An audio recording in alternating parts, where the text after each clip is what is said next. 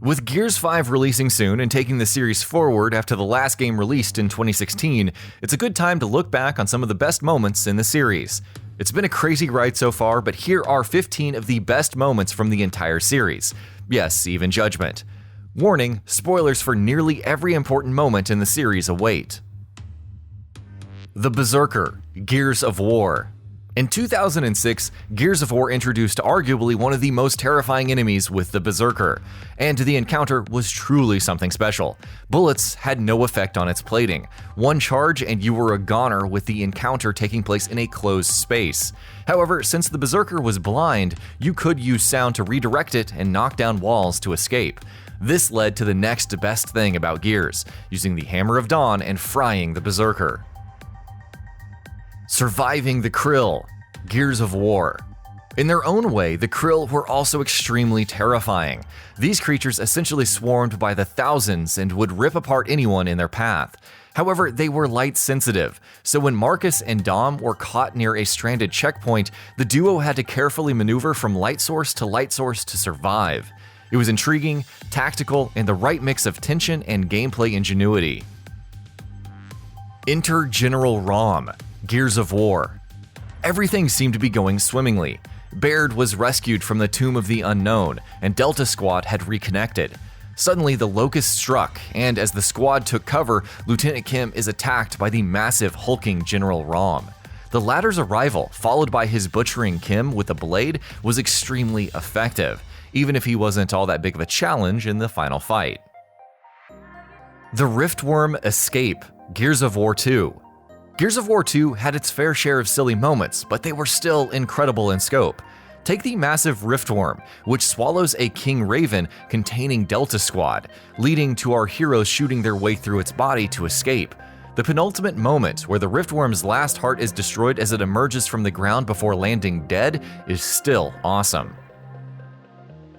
Leviathan, Gears of War 2. Gears 3 had the sheer spectacle of the Lambent Leviathan and using the silverback exosuits for the first time.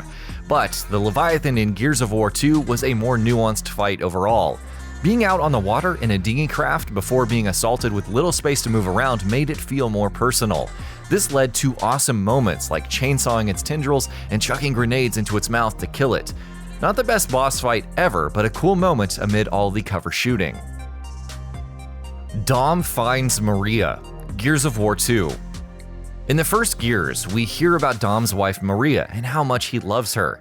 In Gears of War 2, the man is constantly worried, especially since Maria has gone missing, and the two have been through enough tragedy already. So when exploring the underground depths of the Nexus Highway and venturing into a Locust prison camp, there was some elation to see Dom finally reunited with Maria. Sadly, this revelation turned to horror as Maria was revealed to be severely tortured and left in a vegetative state, leading to Dom euthanizing her.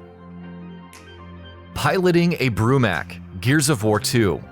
Of course, after that bout of seriousness, it's right back to silliness as Marcus and Dom hijack a Brumak. Yes, a Brumak, en route to sinking Jacinto. This means a lot of wanton locust slaughter and even a kaiju-like battle against a Corpser. For all of the overwhelming battles against the Locust, it felt good to just cut loose and take some revenge near the end. Slaying Karn, Gears of War Judgment. So Gears of War Judgment wasn't necessarily a high point in the series. At the very least, it provided a decent final boss in Karn, still aboard his Shibboleth.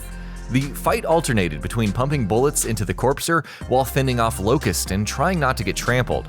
Fairly simple for sure, but it was probably the highlight of the campaign since the annoying Karn was finally dead.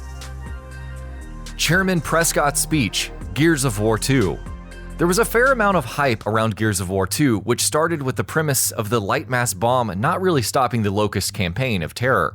So how did the COG, and by extension the developer, rally the troops and players? By having Chairman Prescott delivering a rousing war speech announcing a plan of attacking the Horde and bringing back the hope of humanity. Even if it was more of a had-to-be-there moment, the speech still holds up surprisingly well over time. Cole relives Thrashball glory, Gears of War 3. Even with all of the high stakes and tragedy surrounding Gears of War 3, it had its own share of lighter moments. However, when Coltrane flashes back to his days of glory playing thrashball, leading to a sequence of thrashball against the Lambent, it wasn't just a goofy homage. It was a flashback to Cole's better days and a reaffirmation of his love for the sport.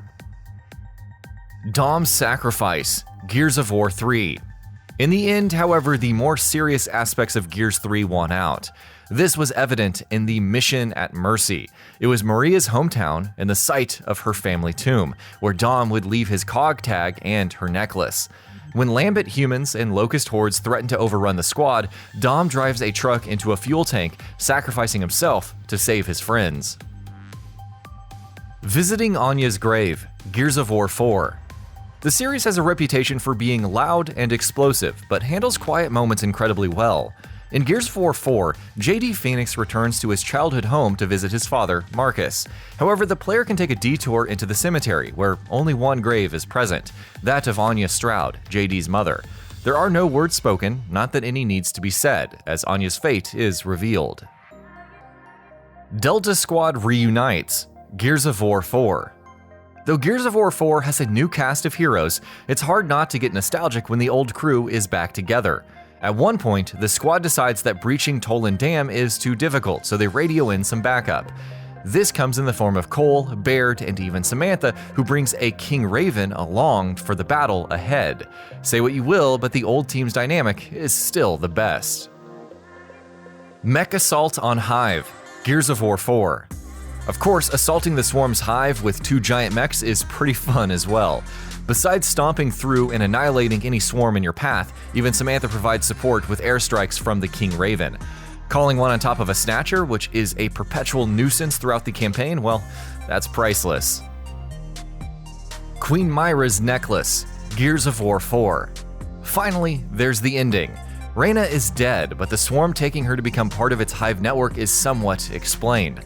As Kate receives her mother's necklace, which originally belonged to her grandmother, we see a familiar symbol, that of Queen Myra from Gears of War 3. Naturally, this leads to Gears 5, where Kate embarks on a journey for the truth. And that about does it for this video. If you enjoyed what you watched and want to see more from Gaming Bolt, you can always hit that subscribe button and turn on the bell icon next to it. That way you will never miss any of our videos.